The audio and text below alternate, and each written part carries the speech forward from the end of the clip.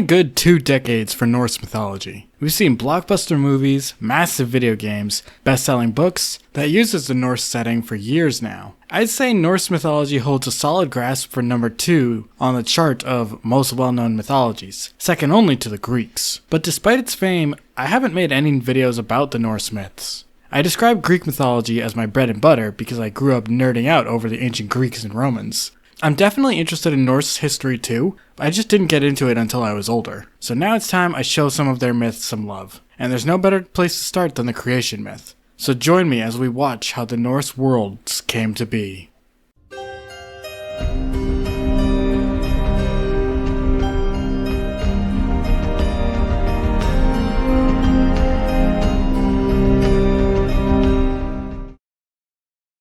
Consider supporting me on Patreon or Ko-fi. You'll find the links below. Thank you. Also, before we begin, on a wicked awesome note, this video has a sponsor.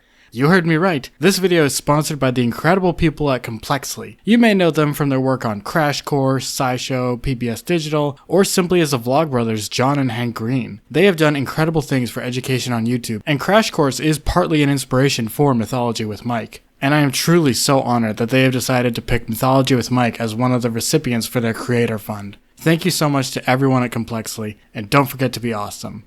But anyways, now on to Norse history. Before diving into the creation story itself, we should go over where we get the story from in the first place. We have 2 primary sources for Norse mythology. The Poetic Edda, which is a collection of poems assembled by an unknown compiler, and the Prose Edda, written by Snorri Sturluson, an Icelandic politician. Calling them primary sources is a little bit generous though. Both of these documents were written in the 1200s AD, 300 years after Iceland and the rest of Scandinavia converted to Christianity. Unfortunately, both of our sources for Norse paganism came from Christian authors. But if it makes you feel any better, linguistic analysis has been done on the Prose Edda, and despite it being physically written down in the 1200s, the language used in the poems seems to be from pagan Iceland. But for historical purposes, because it was written during Christianization, that means we have no surviving written records from pagan Scandinavia. Now, because these were written by Christians, does that mean we can't use these sources?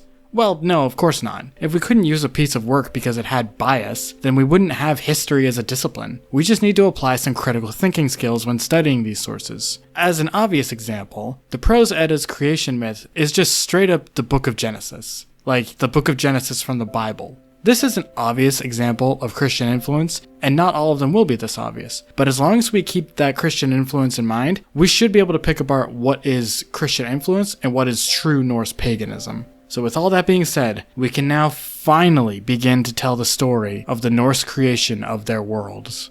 In the beginning, like so many other creation myths, there was a void of nothing, and this void was called the Ginnunga Gap, which is a very fun word to say. I encourage you to try it. On opposite sides of the Ginnunga Gap, 2 worlds appeared. To the south, there was Muspelheim, a land of molten rock and rivers of fire, and to the north was Niflheim, a land of ice and water. The rivers from these 2 worlds flowed into the Ginnunga Gap, and that's where the first being emerged, Ymir, the father of the Jotuns, aka the Frost Giants. Ymir was not alone for long though. Immediately after Ymir came into existence, other beings spawned from him. 2 beings emerged from his armpits, while other frost giants sprout forth from his legs and his sweat. And next to Ymir, a cow named Audhumla appeared. Ymir drank her milk straight from the udder, which, by the way, do not do that. Do not do that in real life. That's how you get sick.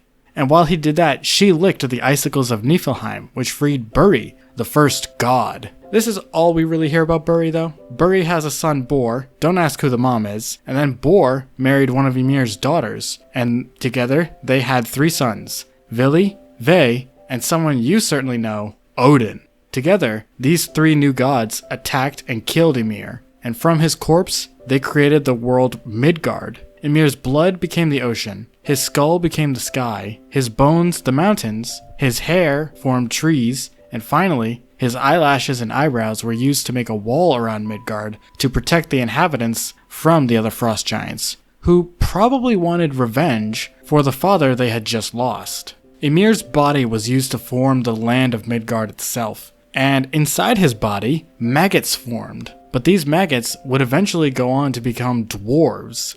So yes, the next time you watch Lord of the Rings or play D&D, know that the reason the dwarves are underground is because their ancestors started as maggots. By the way, elves might also come from these maggots, but the relationship between dwarves and elves is a serious academic debate that is unlikely to end anytime soon. They may be two versions of the same species, or they may be two different species entirely. It's difficult to say, and honestly there are solid arguments on both sides. But that's not what this video is about. If you want to talk about it in the comments though, go crazy. With Midgard now officially set up, Odin and his brothers took time to decorate the sky. They put in place the moon, sun, and stars so that they could track time. And when that was done, the gods got to work on the inhabitants of Midgard. They went to the forests and carved out 2 humans from trees. A man was carved out of an ash tree and his name was Ask. The woman was carved out of an elm tree and her name was Embla. Odin and his brothers gave them faces, souls, breath, and voices as gifts, and the humans declared Midgard as their home. The gods admired their handiwork, and they returned to their home in Asgard. And if you're wondering when Asgard was created, we don't know. If it did have an origin story, it is unfortunately lost to time because it's not mentioned in either the Prose or Poetic Edda. The Norse creation story just ends there. The humans are made, and the gods return back to their home. The next time the story picks up, other worlds like Jotunheim, the home of the frost giants, Asgard, and Yggdrasil, the world tree that links all the worlds, have already been established, and it acts as if the reader should already know this because it doesn't explain how they came into be.